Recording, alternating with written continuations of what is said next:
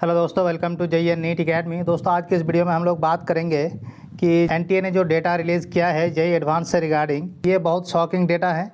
इस डेटा को देखकर आपको बहुत सारी चीज़ें क्लियर होगी कि अगर आप IIT में पढ़ना चाहते हैं तो आपको किस हिसाब से प्रिपरेशन करनी होगी, क्योंकि ये डेटा आपको बहुत कुछ बताएगा। और इस डेटा से आपको पता चलेगा कि अगर आप जनवरी सेशन में अगर आप अच्छा नहीं कर पाते हैं तो IIT में पहुँच पाना थोड़ा मुश्किल हो जाएगा आपके लिए। जो JEE मेंस का जनवरी अटेम्प्ट है उसमें आपको काफ़ी अच्छा स्कोर कर लेना है ताकि JEE एडवांस आप क्वालिफाई हो जाए और एक NIT आपके लिए सिक्योर हो जाए।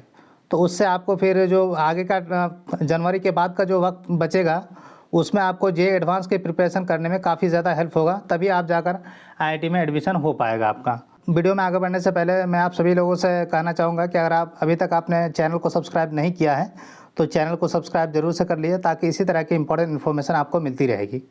तो सबसे पहले अगर हम लोग जो JEE एडवांस 2024 में कितने कैंडिडेट क्वालिफाई हुए थे उसके लिए अगर हम लोग बात करें तो जो JEE एडवांस के लिए बच्चे क्वालिफाई करते हैं वो 2.5 लाख बच्चे क्वालिफाई करते हैं। उस हिसाब से जो ओपन कैटेगरी के कैंडिडेट का रिक्वायरमेंट है वो 96,000 था, लेकिन शॉर्ट लिस्ट हुआ 97,351। और अगर इसके कट ऑफ की बात करें तो कट ऑफ आप देख सकते हैं 93.23 परसेंटाइल कट ऑफ गया था इनका JEE मेंस का JEE एडवांस क्वालिफाई करने के लिए। वहीं जनरल EWS का 23,750 बच्चे की रिक्वायरमेंट थी, लेकिन 25,029 कैंडिडेट को सेलेक्ट किया गया था और कट ऑफ था 81.32%। वहीं अगर OBC NCL की बात करें तो 64,000 रिक्वायर्ड थी, लेकिन 67,500 कैंडिडेट को शॉर्टलिस्ट किया गया था JEE एडवांस के लिए।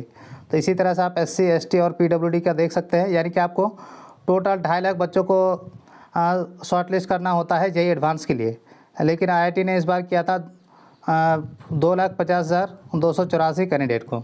और यहाँ इस हिसाब से आप कट ऑफ देख सकते हैं कि जो जनरल का कट ऑफ था वो 93.23 परसेंटाइल था, वहीं EWS का 81.32 परसेंटाइल, और आपका जो OBC था उसके लिए 80%, SC के लिए 60% और ST के लिए आपका 47%, PWD के लिए आपका 0.00187 परसेंटाइल जो कट ऑफ था वो JEE एडवांस के लिए ये कट ऑफ आ रहा था इन सारे कैटेगरी के कैंडिडेट के लिए।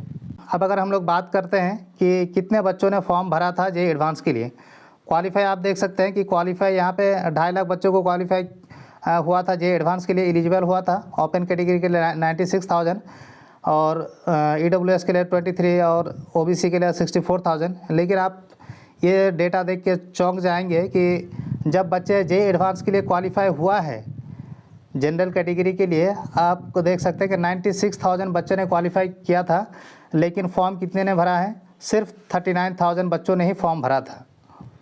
और एग्ज़ाम में अपियर कितने हुए? 38,000, यानी कि 50,000 बच्चे ऐसे रह गए जो कि JEE एडवांस का फॉर्म ही नहीं भरा।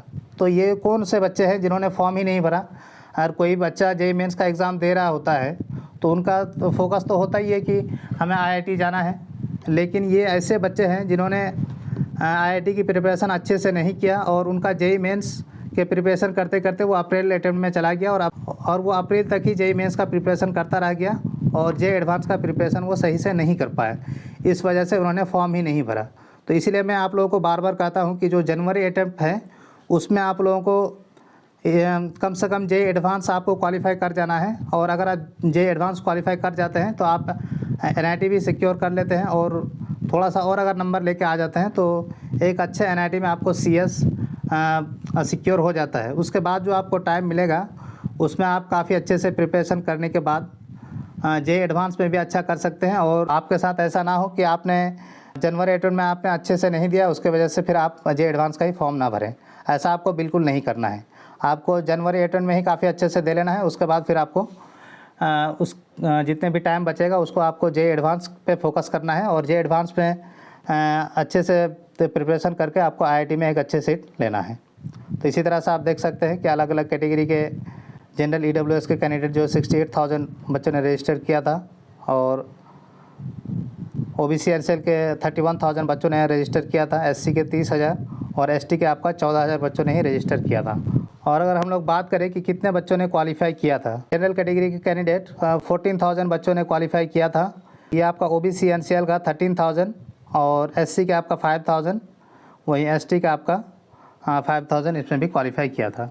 और अगर हम लोग बात करें कि कितने बच्चों को सीट मिला था, और क्योंकि ये जो आपका है ये क्वालिफ़िकेशन है, इसमें अगर आप क्वालिफ़ाई करते हैं ये ज़रूरी नहीं है कि आपको IIT में सीट मिल जाए। IIT में सीट लेने के लिए जो जनरल कैटेगरी के कैंडिडेट था वो 6846 रैंक तक ही जनरल कैटेगरी के कैंडिडेट को सीट मिला था। तो इस तरह से आप देख सकते हैं कि अलग अलग कैटेगरी के कैंडिडेट को कितने रैंक तक एडमिशन हुआ था। अब अगर हम लोग बात करें कि marks for the first and last rank for the selected candidate, यानी जो बच्चे का सिलेक्शन हुआ है उनके लिए कितने मार्क्स की रिक्वायर्ड थी। तो अगर हम लोग जनरल कैटेगरी के रैंक 1 के कैंडिडेट की बात करें तो उन्होंने 355 नंबर लेके आए थे, और सब्जेक्ट वाइज अगर बात करें तो मैथमेटिक्स में 117 नंबर लेके आया था, फिजिक्स में 118 और केमिस्ट्री में 120 मार्क्स लेके आया था। और जे एडवांस में जो रैंक मिला था, यानी कि जे एडवांस में जो आपका क्वालिफाई हुआ था उसके लिए आपका जो मार्क्स है वो 109 नंबर पे उनका जो कट ऑफ था, यानी कि 109 नंबर में जे एडवांस क्वालिफाई हो गया था, यानी जे एडवांस के लिए उसका जे एडवांस में उसको रैंक मिल गया था।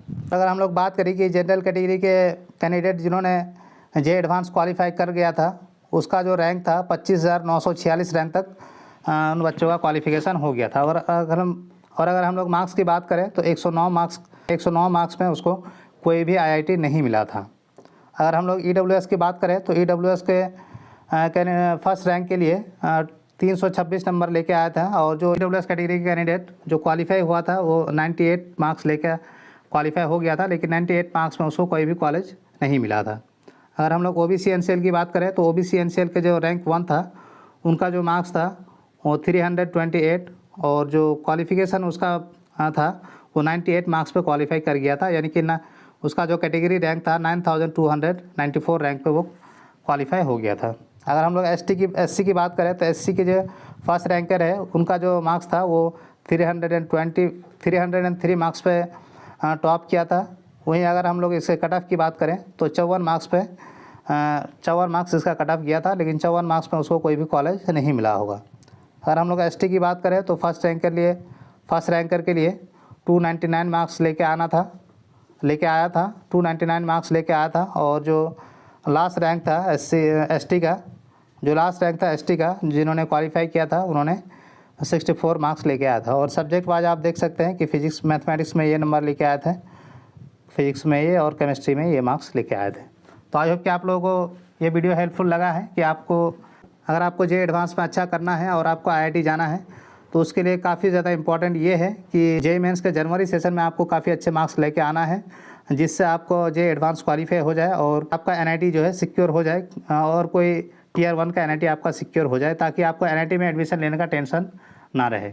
और उसके बाद जो आपका टाइम बचेगा 4 से 5 महीना, उसमें आप JEE एडवांस का काफ़ी अच्छे से प्रिपरेशन करके एडवांस में आप अच्छा कर सकते हैं। लेकिन अगर आप जनवरी सेशन में अगर आप अच्छे से प्रिपरेशन नहीं करेंगे तो जो पिछले साल हुआ है कि 97,000 बच्चे क्वालिफाई हुआ था, लेकिन 40,000 बच्चे ने ही फॉर्म भरा था, तो फिर ऐसा ही होगा आपके साथ भी। ऐसे ही हो सकता है, क्योंकि आपको लगेगा कि मेरा जब प्रिपरेशन ही नहीं है तो मैं फॉर्म क्यों भरूं।